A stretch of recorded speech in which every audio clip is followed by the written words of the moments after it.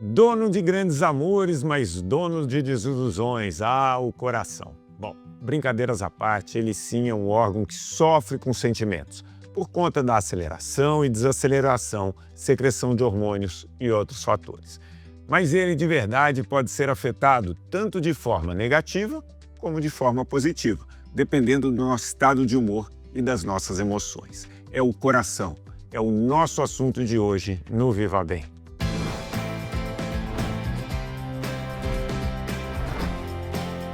Jovem Pan Viva Bem, com Márcio Atala. E para falar do coração e longevidade, eu recebo o cardiologista, pesquisador e professor livre-docente da USP, Dr. Álvaro Avezum.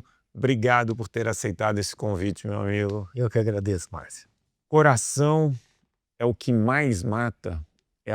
A doença cardiovascular é a maior causa de mortalidade no Brasil e no mundo? Em países como o Brasil, a principal causa de morte é a doença cardiovascular. Em resumo, infarto agudo do miocárdio, o ataque cardíaco e o acidente vascular cerebral. São as duas principais causas. Se você olhar o mundo desenvolvido, câncer é a causa número 1 e a cardiovascular é a segunda.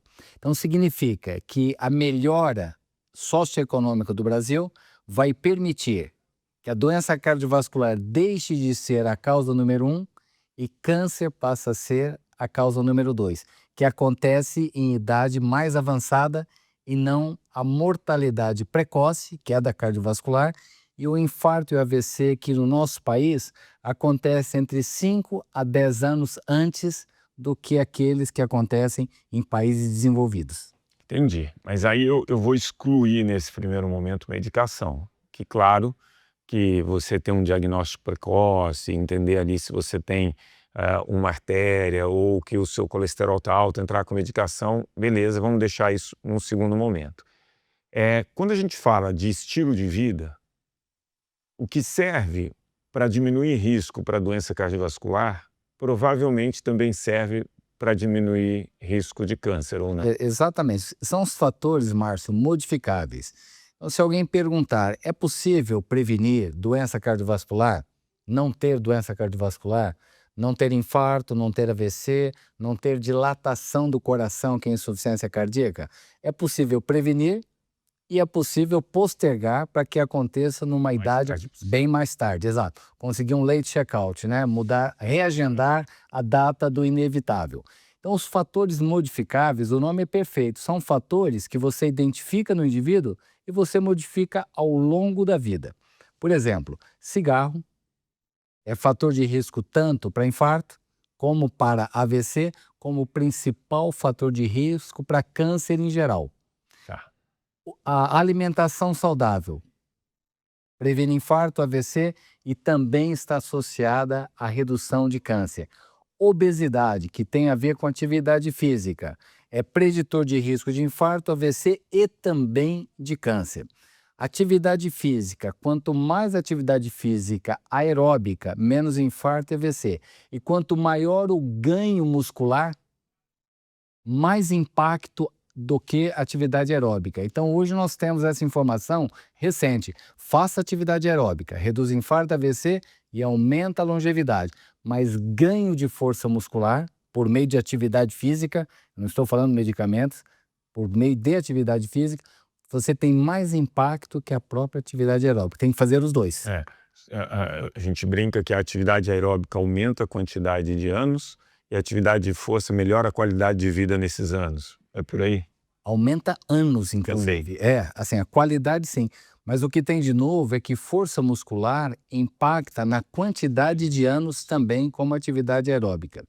Enfim, se nós olharmos, como você pontuou muito bem, doença cardiovascular e câncer, a pergunta é o que nós queremos para prolongarmos a nossa permanência aqui no planeta, chamado de longevidade, mas nós precisamos ter aumento de anos de vida, menos eventos como infarto, AVC e câncer, mas precisamos acrescentar também redução de demência, redução do declínio cognitivo. E os fatores associados com demência, boa parte deles, são os mesmos da doença cardiovascular e também do câncer. Você tem obesidade, você tem sedentarismo, tem o próprio tabagismo, você tem alimentação não saudável, depressão. Tudo isso falta de engajamento intelectual, tudo isso se associa com demência. Então, 60% do total de casos de demência é passível de prevenção, atuando sobre 9 fatores de risco. Então, talvez o que precisa na sociedade é o foco, como você salientou muito bem. Nós não podemos medicalizar prevenção. Estilo de vida é fundamental para a prevenção e mesmo quando o indivíduo está usando medicamentos, ele deve dar continuidade ao estilo de vida saudável, que resumidamente é atividade física, alimentação saudável e não fumar.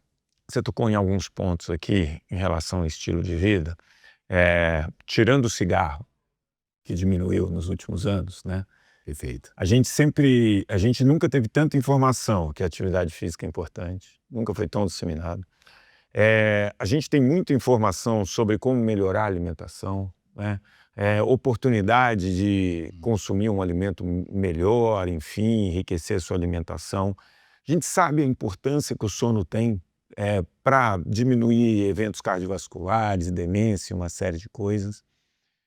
Mas apesar de tanta informação e tanta ferramenta disponível, o estilo de vida das pessoas tem piorado. Por que isso? Então, existe um modelo que explica por que adoecemos. É o modelo da má adaptação na vida, na sociedade atual. Então, essa má adaptação, devido a toda essa circunstância da vida na atualidade, nós estamos mais sedentários. Se você olhar, é controle remoto, é escada rolante, o deslocamento por veículo. Lá você consegue tudo, né? Consegue Tá tudo, bom. exato. Então existe isso. Alimentação, você tem alimentos talvez mais baratos e às vezes de valor calórico maior para o indivíduo, fácil acesso. Então o estilo de vida conspira contra um estilo de vida saudável na sociedade atual. Mas o preço que nós estamos pagando é mais sedentarismo, mais obesidade, aumentou, inclusive em crianças e adolescentes. E se você tem sedentarismo e se você tem obesidade, você vai ter colesterol alterado, você vai ter diabetes e você vai ter hipertensão arterial. Então não precisa de nenhum cálculo sofisticado para você ver estilo de vida inapropriado. Os fatores de risco vão acontecer, é uma questão de tempo para termos a eclosão do infarto e do AVC. Então, o estilo de vida na sociedade atual, inclusive no Brasil, nós não temos diminuição de obesidade, não temos diminuição de hipertensão arterial. Hipertensão arterial, 48% da população adulta brasileira tem hipertensão arterial. É quase que jogar uma moeda para saber quem é hipertenso e quem não é. Se você pegar colesterol alterado, quase que 2/3 da sociedade, inclusive em crianças e adolescentes. Diabetes, em torno de 12% da sociedade. Você pontuou bem, o tabagismo, as medidas que foram implementadas, elas conseguiram, o Brasil realmente é um país exemplar nisso, reduziu-se muito as taxas de tabagismo. Tem espaço para reduzir mais ainda para ficarmos em um dígito. Hoje deve estar em torno de 10%, 12%. Mas a tua pergunta é por que que nós, mesmo sabendo do benefício do estilo de vida, nós não mudamos? Aqui tem duas possibilidades, Márcio. Primeiro, não vamos entender que toda a sociedade brasileira sabe que esses fatores estão associados com morrer precocemente, ter infarto, ter AVC, ter câncer e demência. Então, primeira coisa, a sociedade como um todo não tem esse conhecimento. Segundo, quem tem não implementou na prática clínica. Então, isso é um fenômeno praticamente universal, varia de país para país, mas implementar na prática clínica um estilo de vida saudável, você faz, eu faço atividade física, mas se eu te perguntar, se você me perguntar, quando foi exatamente que viramos a chave e a atividade física passou a ser incorporada no dia a dia, não falhando? É difícil você identificar qual foi o Cada fator. a chave vira num lugar. Vira num lugar. Mas se você tem a sociedade toda praticando atividade física, com uma alimentação saudável, naturalmente esse efeito em cascata, ele funciona. Mas aí nós temos que atuar também em crianças e adolescentes. Total. Porque é o hábito. E se nós temos dados recentes de hipertensão e pré-hipertensão em crianças e adolescentes da ordem de 18%, muito alto. Obesidade e sobrepeso, 30%. Colesterol alterado. Você já ouviu falar do colesterol bom? Quanto mais alto, melhor, que é o HDL.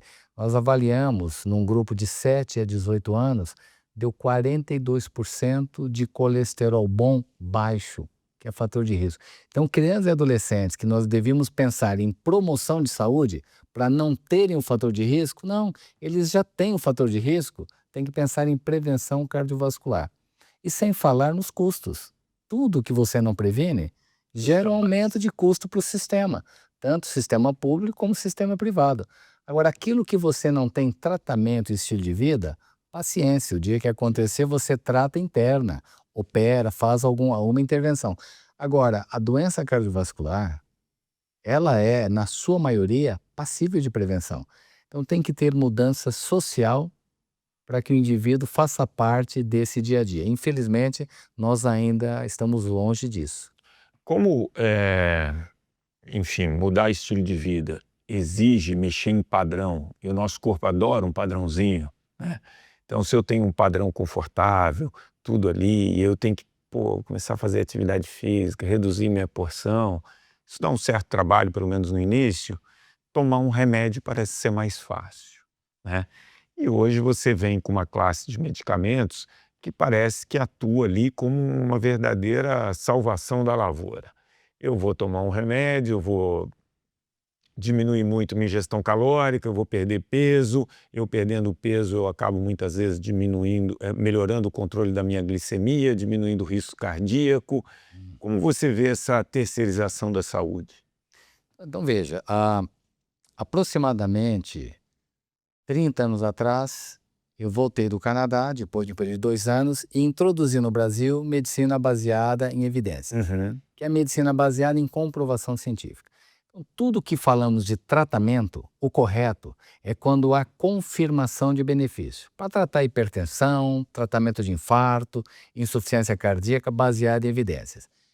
Uma das classes de medicamentos, né, são alguns medicamentos utilizados inicialmente como antidiabéticos para o tratamento do diabetes. E aí você tem no diabetes, o que você espera? Além de controlar a glicemia ou o açúcar, que você tem um impacto na sobrevida livre de eventos. Que o paciente diabético, por usar o medicamento, viva mais, tem menos infarto, menos AVC. Então, se você tem um paciente com obesidade e diabético, ou obesidade e fatores de risco, você usar determinados medicamentos que eles trarão perda de peso, mas eles trazem um benefício tangível de aumento na sobrevida, menos infarto e menos AVC. Então, perder peso no paciente obeso de alto risco é uma coisa perfeitamente indicada e correta e baseada em evidências, porque esse indivíduo está perdendo peso, mas tem benefício de viver mais e ter menos eventos. Isso é bom. Agora, o seu comentário, simplesmente perder peso sem ter uma confirmação de que há um benefício adicional de redução de risco cardiovascular. Simplesmente perder peso.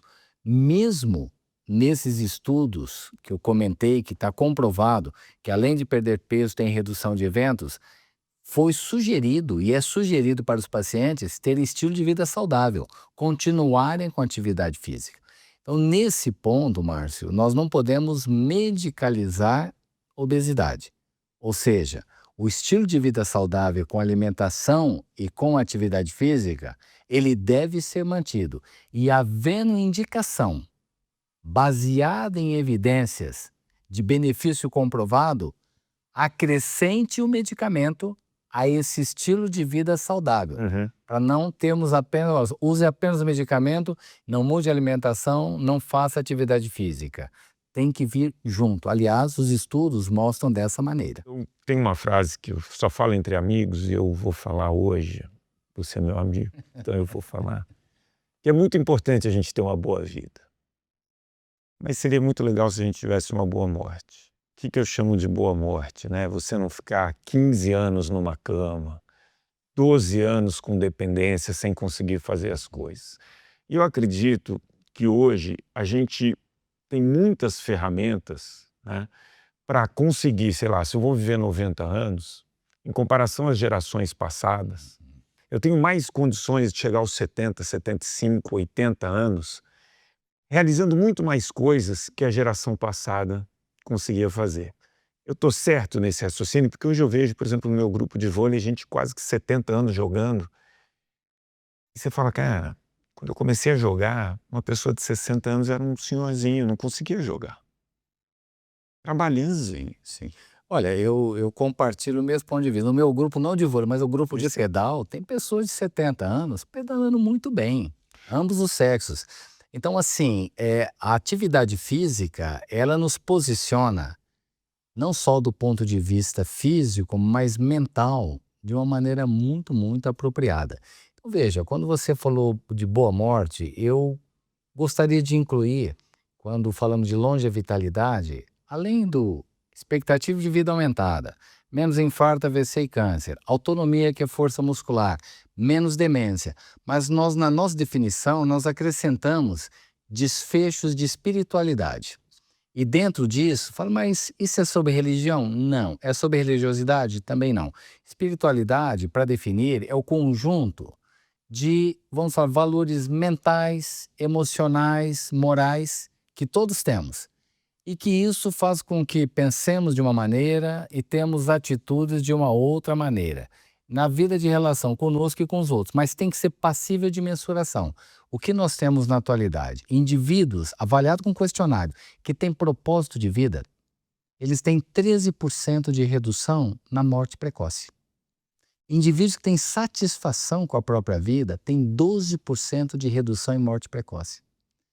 Solidão e isolamento social aumentando em 29% a morte precoce. Raiva, indivíduo explosivo, irascível, aumenta em 50% a chance de diabetes e 44% a chance de coração dilatado, que é insuficiência cardíaca. Então nós temos que levar em conta todo esse conjunto de informações que nós falamos para nascermos, vivermos bem e, como você falou, né, ter a boa morte, que quanto menor for o período de incapacitação, tem pessoas que não têm nenhum período de incapacitação. Eles são longevos, têm pequenas alterações da senescência, do envelhecimento, e num belo dia vai desligando, a pressão fica mais baixa, a temperatura baixa, ele não adoeceu e vem a morte. Então tem que, no mínimo, nós comprimirmos, suprimir esse período. E tem um trabalho muito interessante comparando países desenvolvidos, e o Brasil participou disso como país em desenvolvimento, o número de anos antes de morrer que a pessoa perde qualidade de vida, com sofrimento no superlativo, físico, mental, espiritual e social, foi significantemente maior no Brasil em comparação com países considerados o primeiro mundo. Então, assim, nós temos também essa dificuldade do período de incapacitação e de sofrimento ser maior em países de renda mais baixa em relação à renda mais alta. País pobre como o Brasil e com educação ruim, isso acaba fazendo com que esses últimos anos, quando a gente pensa na média do brasileiro, porque a gente tem vários Brasis, né? Sim, sim, sim. A gente vai em algumas regiões aqui em São Paulo, provavelmente com muita educação, com poder aquisitivo, você consegue suprimir esse tempo de dependência, mas num país como o nosso... O Márcio, são os determinantes sociais de adoecimento. Renda familiar e escolaridade são preditores de doença cardiovascular e morte prematura.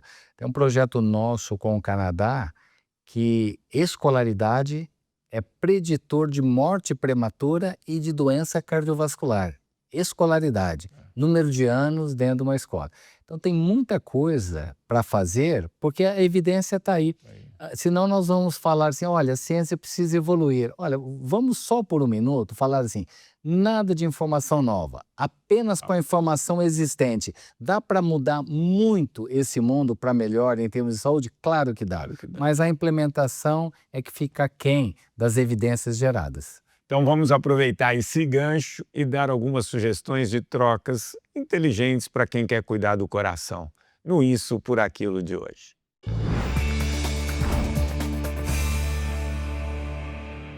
A ideia do Isso por Aquilo de hoje é transformar uma refeição completa, só que pesadinha, para uma mais leve e super nutritiva. Afinal, tá todo mundo querendo tirar um pouquinho de circunferência da barriga e ficar mais retinho. Mas nem só pela imagem no espelho. O fato é que quanto menor for a circunferência da cintura, menores são as chances de ter algumas doenças. Então bora trocar! Pensa num prato de estrogonofe de carne com arroz e batata frita. Vem acompanhado de uma salada verde com molho cremoso, estilo ranch. E como sobremesa, um sorvete de creme e chocolate. Vamos tirar o peso desse prato?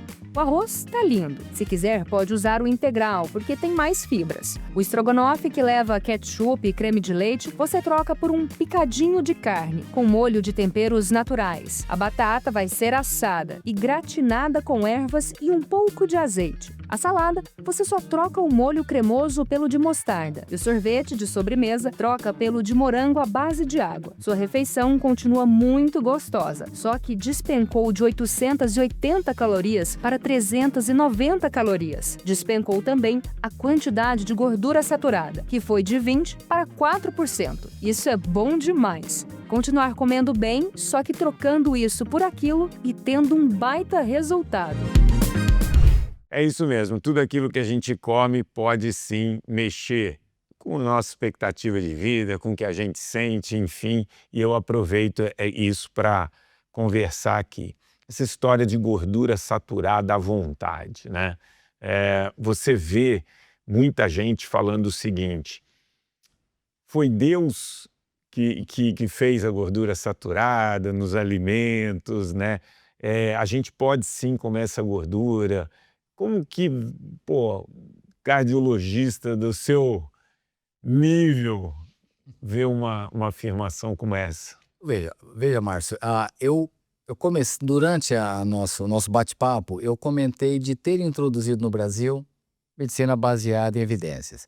E na alimentação não vai ser diferente. Então nós usamos os dados que nós temos há 18 anos, 300 mil indivíduos seguidos no mundo. No Brasil, inclusive, nós coordenamos esse projeto aqui e nós estamos entendendo quais são os determinantes de adoecimento. E uma das coisas avaliadas foi dieta, alimentação. E na alimentação, nós temos essa análise com 100 mil pessoas durante 8 anos de segmento, com mais de 10 mil eventos. Por que eu estou dando o número? Porque estudos pequenos, olha, tem um estudo aí com 50 pessoas. Não, desculpa. Eu estou comentando estudos que têm validade para uma recomendação para a sociedade. 100 mil pessoas, 8 anos. Então, assim, o que tem aí, tanto é que nós falamos, se alguém discorde, que faça um estudo maior, pouco provável. E o que nós observamos nesse estudo? Carboidrato, sempre dividindo em 5 partes. Quem consome muito, um pouco menos, até chegar em quem consome pouco, sempre pensando em 5 partes. Comparando quem consome pouco carboidrato com aquele que consome muito, o que consome muito tem um aumento de 30% na mortalidade. Então, carboidrato, quando vem em excesso, claro que a gente precisa também do carboidrato para a nossa energia durante o dia. E carboidrato, né? Exato, tem vários. Bala e uma fruta. Falou tudo. Mas o excesso aumenta a mortalidade. O segundo ponto, proteína. Proteína foi neutro. Proteína está no queijo, está na carne vermelha, na carne branca, no ovo, foi neutro. Quando olhamos gordura trans, ela traz malefícios, está comprovado, ninguém discute isso.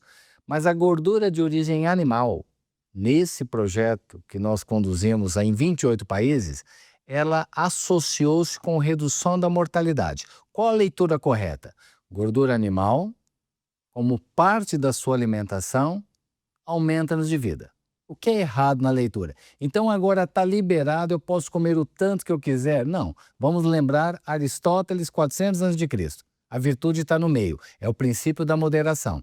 Então, em resumo, frutas e legumes à vontade, proteína na média, a gordura animal dá para a gente consumir no dia a dia, carboidrato quanto menos melhor. De maneira resumida, essa é a maneira de alimentar de maneira saudável, baseada em evidências. E para ir fechando esse nosso papo, né? Hoje as redes sociais elas estão aí e altamente consumido pelas pessoas esse tipo de informação.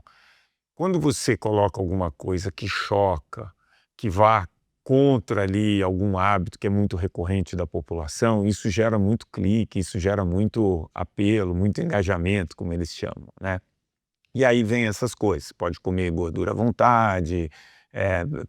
Outro dia, você que é um ciclista, outro dia tinha um professor que colocou assim, pedalar 4 minutos é igual pedalar 1 hora. Não dá nem para a gente comentar, né? Como fugir, uma pessoa leiga, como distinguir, né, uma informação de qualidade ou não?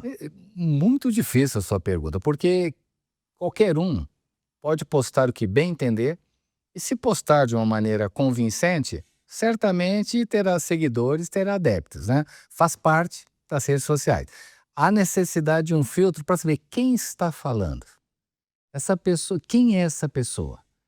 E ele está falando, tem referência? Baseado em quê? É isso que ele está falando, ele mostrou a referência. Porque simplesmente falar de maneira crível, de uma maneira lúdica, que todo mundo acredita, não é difícil. Mas a sociedade tem que cobrar de falar assim, isso é baseado em quê? Qual é a fonte que este ou essa pessoa está usando? Então, sem a fonte baseada em evidência, não adianta falar baseado em evidência e não mostrar a fonte. Tem que mostrar a fonte. E aqui, Márcio, tudo que nós estamos falando não é só de ler, é de ter pesquisado e participado num grupo internacional para trazer essas informações. Então, eu acho que o grande problema é a informação inapropriada, modismos. Agora, a sociedade precisa checar as fontes e checar quem que é o vetor, né? Quem é que está falando sobre isso. Bom, por isso que eu te convidei, porque tremendo profissional, sério, um cardiologista, não só um cardiologista, mas uma pessoa que briga pela longevidade com vitalidade. Então, quero agradecer muito. Meu conselho aqui no encerramento do programa, sigam o Dr. Álvaro. Vocês assistirem esse programa, já está disponível em todas as plataformas de vídeo, inclusive no YouTube da Jovem Pan News e também no Spotify. E você aproveita para compartilhar esse conteúdo com as pessoas que você gosta, porque aí você está praticando o bem. E o Dr. Álvaro falou, praticar o bem, ter esses sentimentos, isso aumenta até a sua expectativa de vida, tá bom? Viva Bem de hoje vai ficando por aqui. Semana que vem tem um novo encontro.